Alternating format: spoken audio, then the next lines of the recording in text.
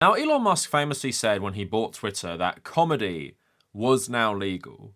And what many people might have missed is part of the reason Elon Musk bought Twitter was because he was so mad that the Babylon Bee had been suspended from Twitter for transphobia, I think. And all they had to do was delete the tweet and they'd be let back in, but they didn't on like free speech grounds. A lot of people did this, if you remember, Jordan Peterson, Dave Rubin, other people who'd been banned for transphobia. But would it come as a surprise that Elon Musk actually used to like The Onion, tried to buy it, then The Onion started attacking him, and then he hated it?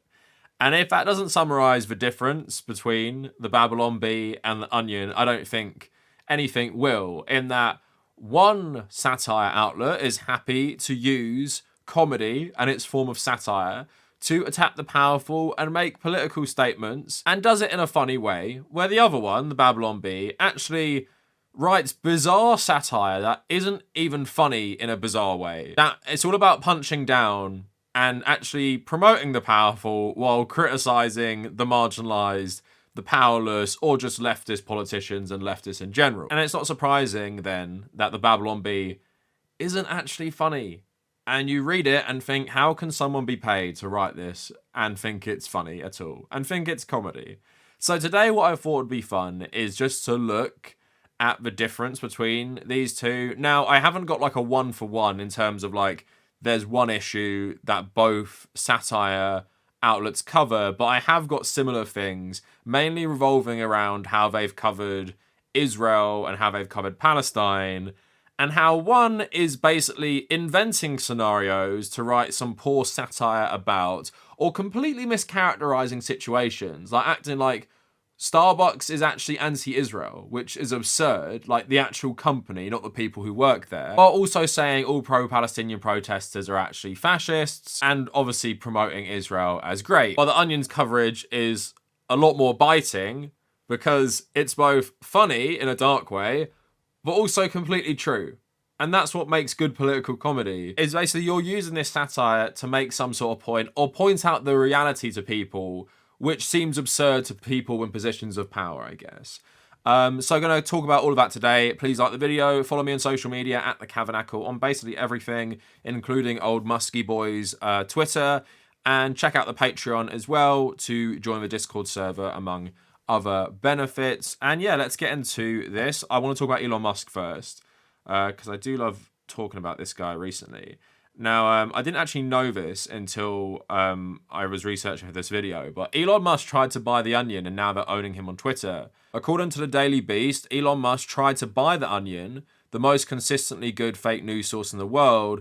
The Onion did not sell. In classic petulant rich guy fashion, Musk refused to take no for an answer, opting instead to clone The Onion. Musk decided to launch his own similar site and even managed to poach some writers from the original. The alternative was something called FUD, and Elon Musk had pledged money to people who used to lead The Onion to make a new satire site, but then he pulled the money when it was going really badly, right? Because he used to like The Onion. After this, Elon Musk became a bigger target for The Onion, and more recently, Musk scolded The Onion for not being sufficiently deferential, and even suggested rival satirical news site, the Babylon Bee, which by sheer coincidence writes glowing stories about Musk that hardly really like satire at all.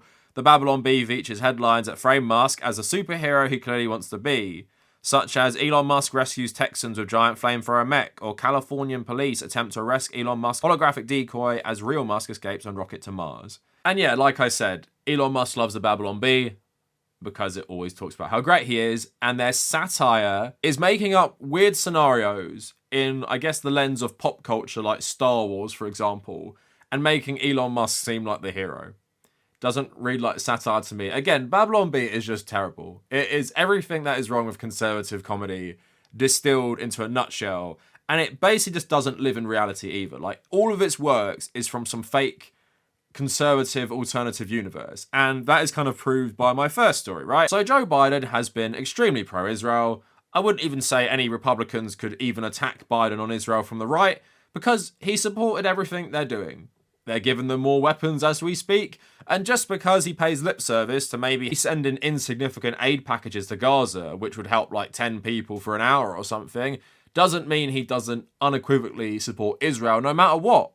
Even though the polling is showing This is bad for him, because in a lot of places where Muslim communities' votes matter, he's now doing terribly because they're not going to vote for him. And also with younger people, even, some older millennials as well, we will not vote for Joe Biden because of what he's doing right now in his unequivocal support for Israel. And that's his whole administration, right? So, of course, The Onion realizes that. It's a fact. And their satire about this. So this was focused on Biden doubting the casualty figures from Gaza. So October 26th, Biden expresses doubts that enough Palestinians have died, saying civilian casualties were the price of waging a war, and that so far the price had not been high enough. Biden spoke to reporters Thursday about the conflict in Gaza and expressed doubts that enough Palestinians had died.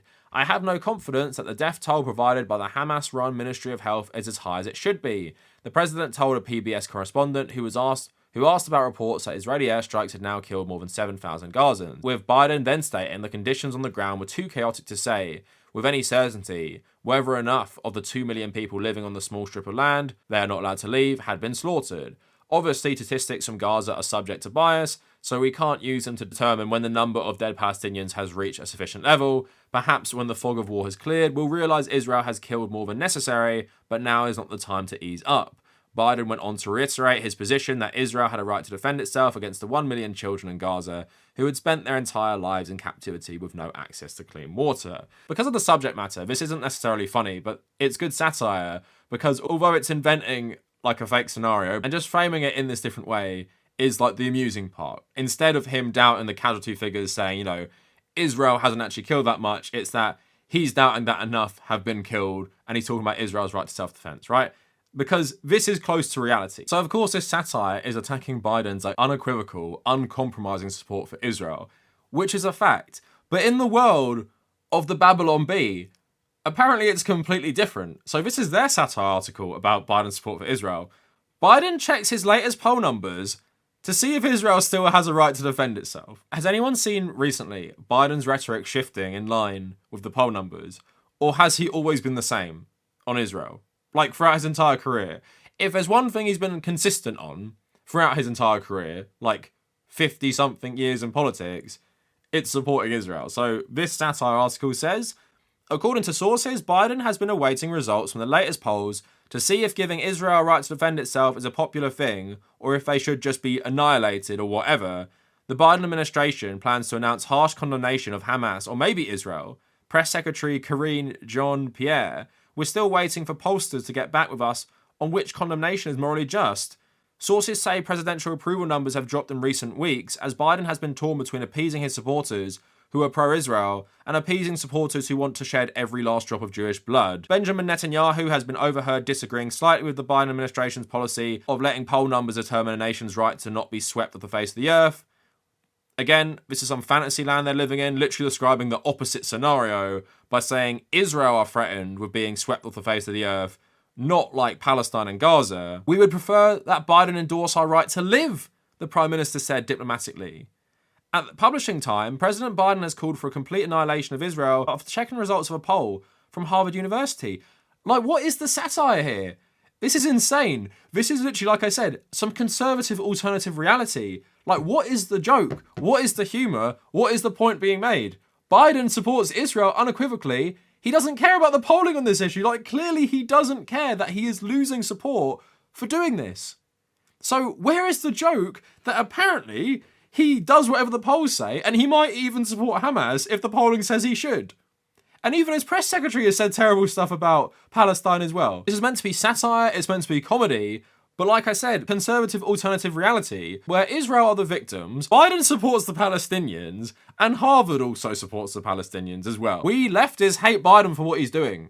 If he turned around and started following the poll numbers and actually went against Israel based on polling, well, we'd like that. This was written like last week as well, by the way. So now let's talk about Rashida Tlaib being censured by Congress. So House votes to censure 66% of Americans for anti-Semitic support of a ceasefire, right? Because a ceasefire is very popular.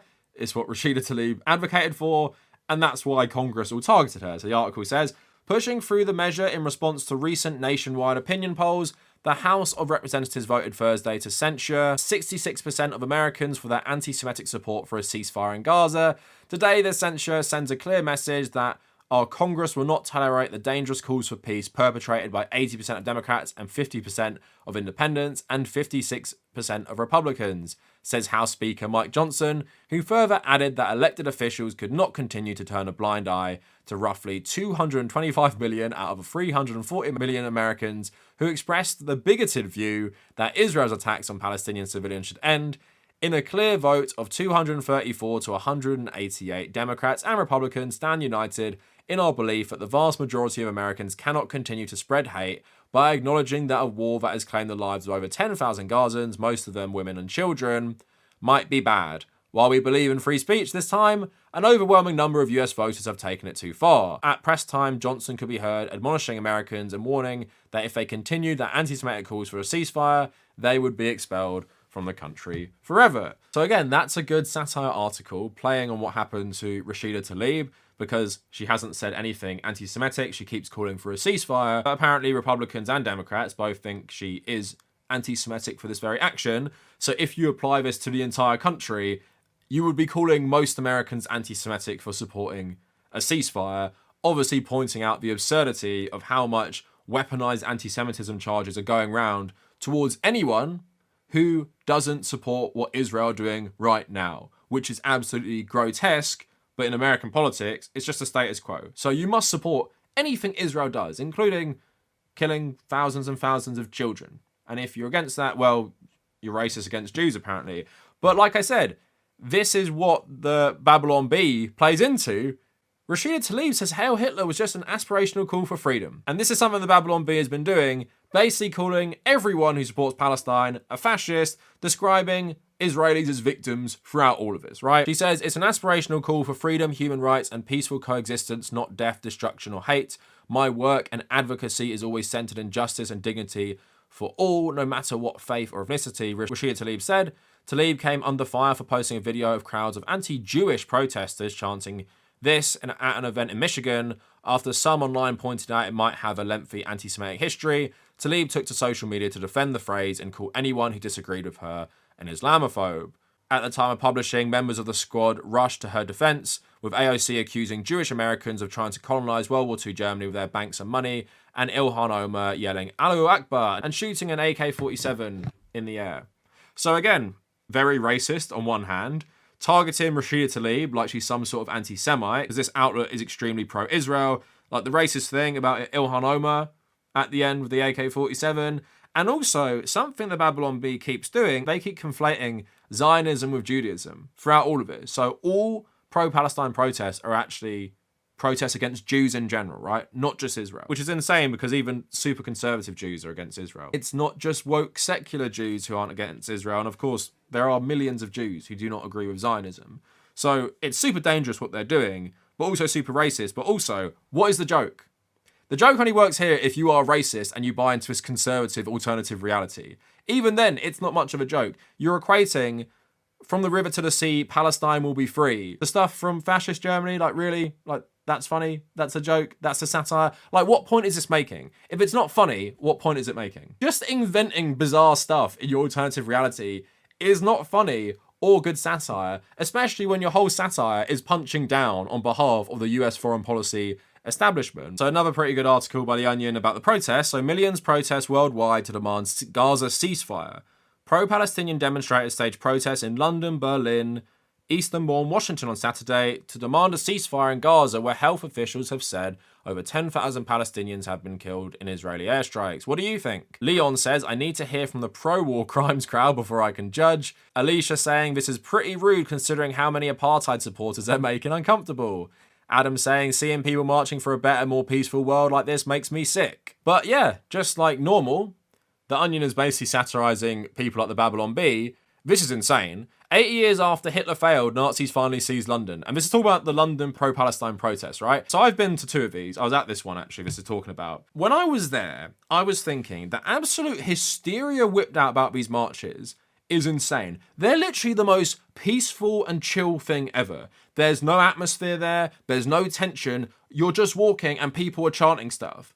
Chanting stuff like, you know, from the river to the sea, Palestine will be free. Chanting Rishi Sunak is a waste man. There really isn't any sinister elements to these marches, right? And to characterize them like this is just utterly insane. But again, this satire is just completely invented. It's dangerous as well because it normalizes this perception that people pro-Palestine don't like Jewish people, right? So it says, 80 years after Hitler's failure, the Nazis have seized London. His dream has finally come true, said John MacDonald, watching Piccadilly overrun with fascists. Though resistance to the Blitz, London ultimately fell without a single shot being fired. Said March organiser Duncan Richards, well, technically shots were fired, but they were at some elementary schools in Israel 1,000 miles away. At publishing time, the London mayor was warning the Jewish community to refrain from engaging in hateful Nazi phobia. So again, this is insane because what is the joke, for one thing?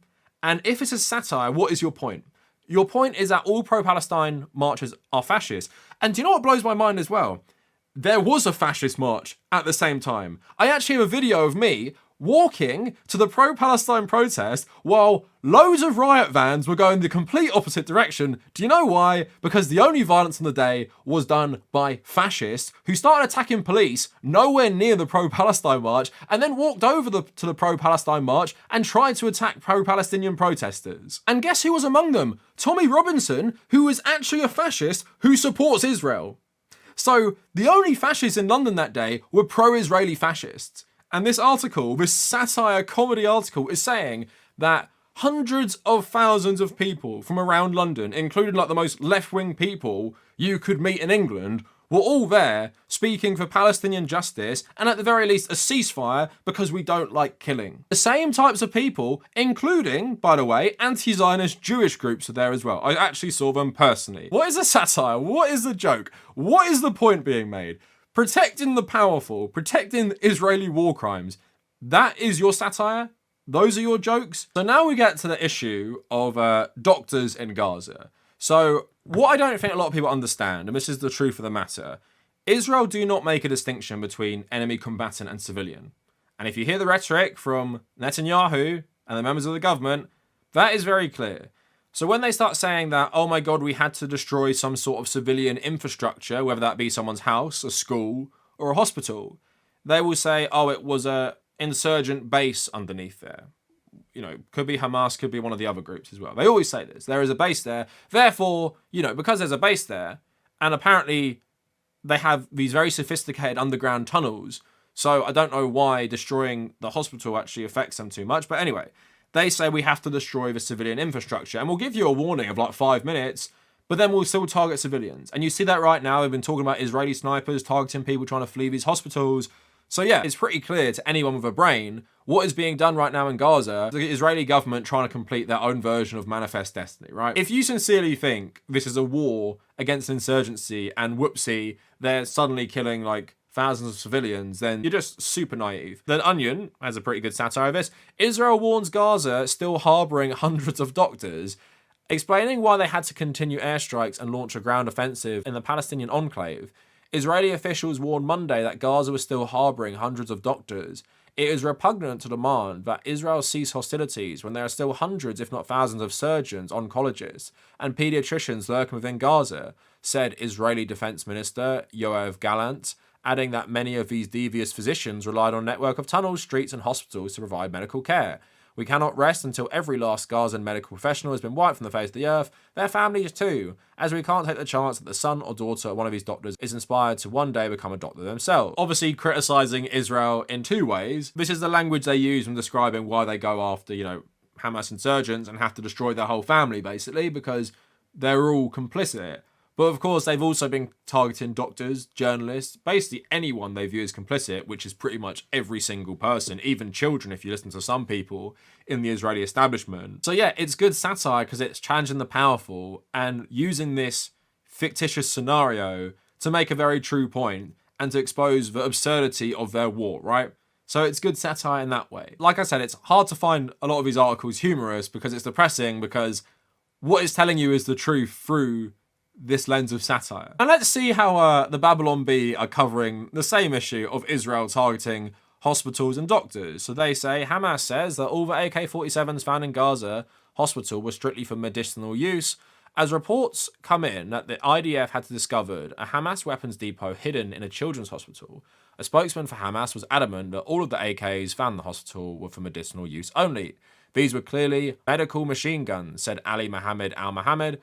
By confiscating these weapons, they are depriving sick children of the life-saving medical care that these rifles, rockets, and bombs provide. Only people who are truly heartless would take away these weapons away from children who are ill. As Israel continues to receive a mixture of support and criticism for its ongoing offensive, the discovery of the weapons in a children's hospital was a sobering reminder of what the IDF is up against. When pressed on the matter, the Hamas spokesperson refused to admit the weapon stockpile was for use in the war. Why would we hide our weapons in a building with innocent children? That's ridiculous. We only allow essential life-saving therapeutic weapons in the children's hospital. We're not monsters. At the publishing time, Hamas has sent a formal request to have all of the weapons returned to them immediately. We really need them back.